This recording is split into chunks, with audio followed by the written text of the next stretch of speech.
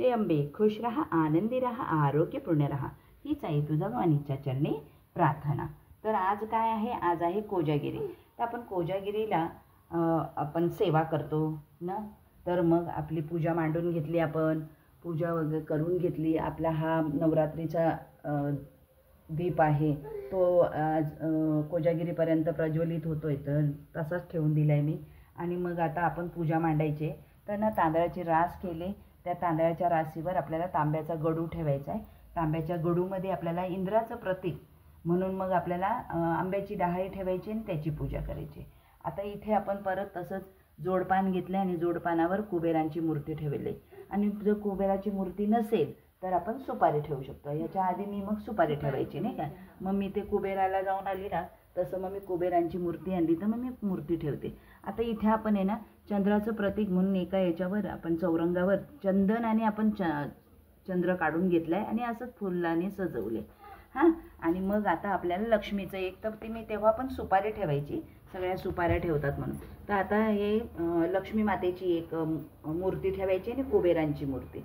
गणपती बाप्पाची मूर्ती आपण गणपती बाप्पांची सेवा आपण करून त्यांच्या जागेवरच मी शक्यतो ठेवते, जेणेकरून येईल तर गणपती बाप्पांची आपण सेवा केली. तर आज आपल्याला प्रामुख्याने इंद्रदेवांची पूजा करायची असते, कुबेरांची पूजा करायची असते, लक्ष्मी मातेची पूजा करायची आणि चंद्राची पूजा करायची असते. तर मग या देवतांची पूजा करायची.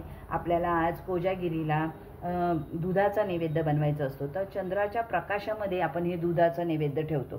तर जसं आपण आटवायला ठेवतो दूध नाही का, आणि मग दूध आटवतो आणि आपल्याला हा नैवेद्य चंद्राला द्यायचा असतो. आणि असं म्हणतात बरं का की चंद्राच्या प्रकाशामध्ये जेव्हा हे दूध आटत जातं तेव्हा ह्या दुधामध्ये ना चंद्राचे चांदण्यांची किरणं येतात.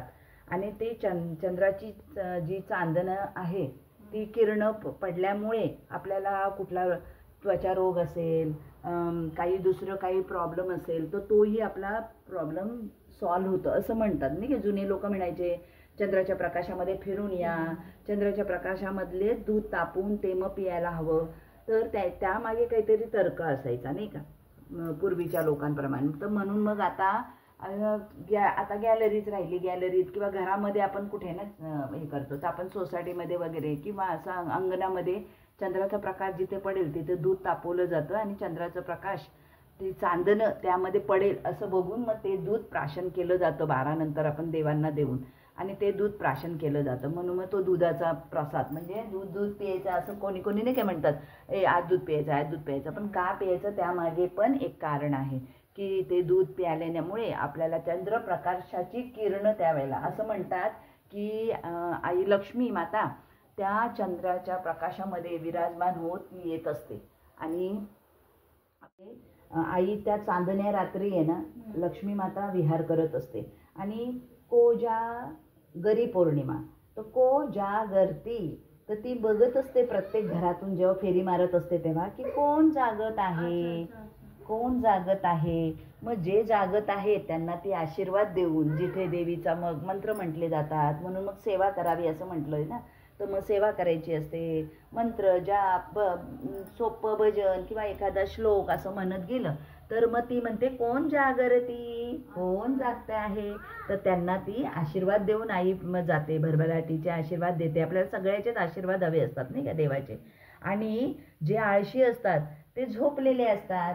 मग त्या आळशी लोकांना मग आई काय आशीर्वाद देणार ना. म्हणून कोजागिरी पौर्णिमा ही हे झाली. आणि म्हणून चांदण्या रात्रीचं हे महत्त्व की तेव्हा कोजागिरी पौर्णिमा म्हणजेच पूर्ण चंद्र आलेला असतो. आणि ह्या चंद्राची प्रकाशामध्ये देवदेवता, इंद्र भगवान, आई लक्ष्मी माता हे सगळे विहार करत येत असतात. तेव्हा त्या विहार म्हणजे पवित्र शक्ती येत असते की नाही, दैवी शक्ती विहार करत असते. त्या देवी शक्तीच्या विहाराचे चांदणं आपल्या त्या दुधामध्ये पडतात आणि आपल्यावर पण पडतात शरीरावर. म्हणून विहार करावा चांदण्या रात्री असं म्हटलं गेलंय. तर मग अशी कोजागिरीची पूजा आणि माहिती, मला जी माहिती आहे ती मी तुम्हाला सांगितली. तर मग जय अंबे, कशी वाटली माहिती तर नक्की शेअर करा, लाईक करा, सबस्क्राईब करा. आणि आता आपण मग दुधाचा नैवेद्य देतो. तर मग हा आपला दुधाचा नैवेद्य पण आपण इथे ठेवायचा आहे. आणि मग दुधाचा नैवेद्य आपल्या आईला देऊन मग आपण सगळ्यांनी तो प्राशन करायचा आहे. मग पूजा 12 वाजता पूजा झाली की मग तेव्हा मग आपण पूजा करावी, कुलस्वामिनीचा जप करावा. स्वामी समर्थांच्या इथे मग म्हणतात की स्वामी समर्थांची माळ हे करावी. त्यांच्या याच्यामधूनच मी पुस्तकातून नित्यसेवामधूनच मी हे सगळी पूजा बघत आले आणि करत आले.